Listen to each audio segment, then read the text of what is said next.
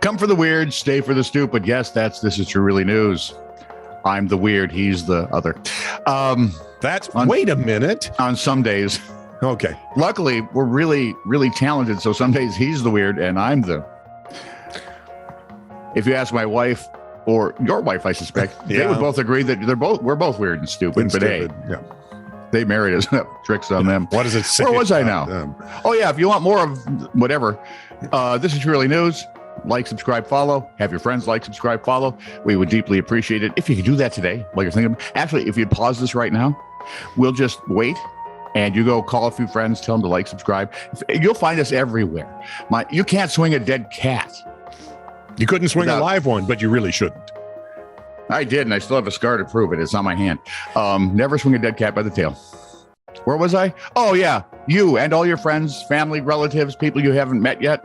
The cop that pulls you over, have them like, subscribe, and or follow. This is True Really News. Well, thank you. This is True Really News with Scott Combs and Tony Vercanis. All the news you're about to hear is true. Really? As far as you know. Lisa Churling Holzel. She has lots of names. Hoelzle. Holzel? Anyway. Hansel? There's no N in there. It's Hoel. I think there's a lot of glottis. I don't do glottis. I spit up there. Anyway, she's, we'll call her Lisa Churling Smith, has shared the ordeal she faced. Get ready, man. After her little one got 150 sticky Bunchums toys stuck in her hair. Bunchums? Apparently, Bunchums are squishy, connectable toys that kids use to make stuff. They're kind of like squishy brown Legos. Like Mom Angry. Yeah. But make that. Yeah. So Lisa wrote, Friday at 4 p.m. until Sunday at 10 p.m. was my worst mom nightmare to date. Abigail and Noah got done with virtual. See, what I like is the girl's realistic to date because tomorrow's another day. Right. So the two kids got done with virtual school, went in the basement to play. About 10 minutes later, Noah comes up running to tell me that Abigail has something stuck in her hair. Then she came up. I think I had an out-of-body experience. It took 20, count them, 20 hours to remove the toys. Apparently, Noah had poured a container of Bunchums on Abigail's head, what with his being a jokester and all. 150 layered and matted in her hair. They had made it worse trying to remove them themselves because they connect together kind of like Velcro. It took me 3 hours to get 15 out. Then my husband got home and Googled it, and we realized the severity of what we were up against. The parents soon found out the company that makes Bunchums advises using conditioner or vegetable oil to help remove them from hair. Lisa says it was a miracle they got them all out. And she says, so spread the word. Trash your Bunchums if you have them, or if you love them, have the kids wear a shower cap.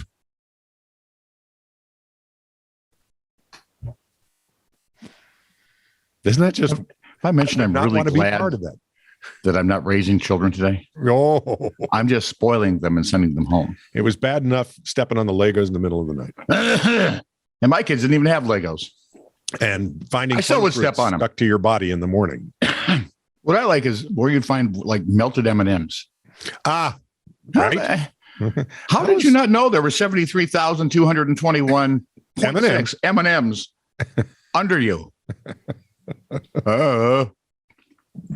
Since 1966, the Stadia. It's like city and state, only that's old Greek. The city of Gavel,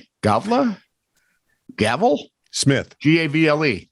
The city of Smith, Sweden, has erected a huge straw goat in its downtown square at Christmas time. Okay. The goats are pagan symbols that preceded Santa the Claus as the bringer of goodies. Oh, I didn't realize that. See? Associated Press will teach you stuff. Thank God for AP. But in Words I've never heard uttered before. But in what has become an adjunct to the town's tradition, the goats have been torched.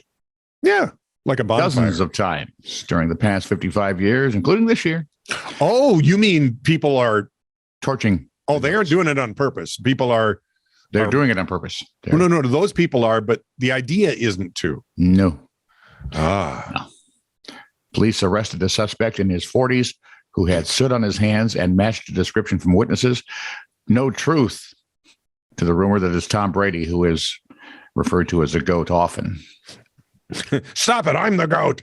Is he retired yet? Do we know? Does he still play it? We don't. He's still holding the world and says, well, apparently, if he gets to February 4th, he gets a $15 million payout. If he's still on the roster. February 5th, I quit. Yeah, see, it could be that. Seymour, with all the money Brady's made over the years, really? Well, that's what some people are saying. I just don't know for sure. I don't either. You know, when he and Aaron Rodgers leave, the NFL will be so much more normal. Well, Seymour, Connecticut. A Seymour, Connecticut homeowner had to call the fire department the other day. You said Seymour.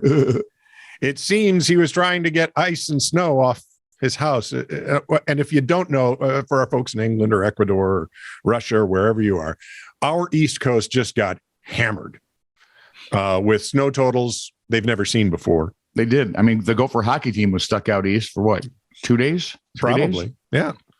And they really aren't prepared for a lot of snow. I mean, they got close to 2 feet in some places, and for us, they get snow every year, right? Yeah, not as much as ours, but they get snow every year, right? Yeah, and it's still, and I mean, in Texas, when snow falls and people are, I get it.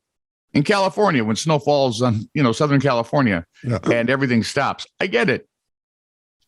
Not so much in the East, but not so much in Buffalo because they get a lot of snow every year. Buffalo, New York. I think the Canadians export it.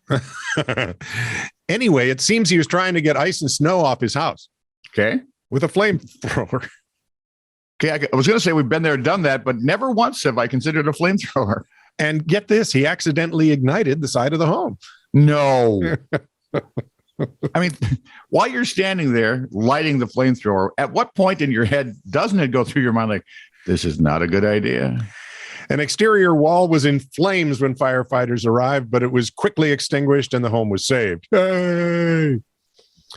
In a post on Facebook, the fire department said, "We do not recommend the use of flamethrowers or any similar devices as an attempt to melt ice." Well put. Genius. According to the Associated Press, we're back. Maybe we'll learn something new again. I am so hopeful. Sean Ting, collections manager for vertebrate paleontology at Louisiana State University's Museum of Natural Science. What is his job? Her job. I'm sorry. Manager of vertebrate paleontology. But it said something before that struck me odd. She's the collections manager. Does she go to the vertebrae and say, "You owe me $50"? Wrong collection. This would be more like, a beer can collection.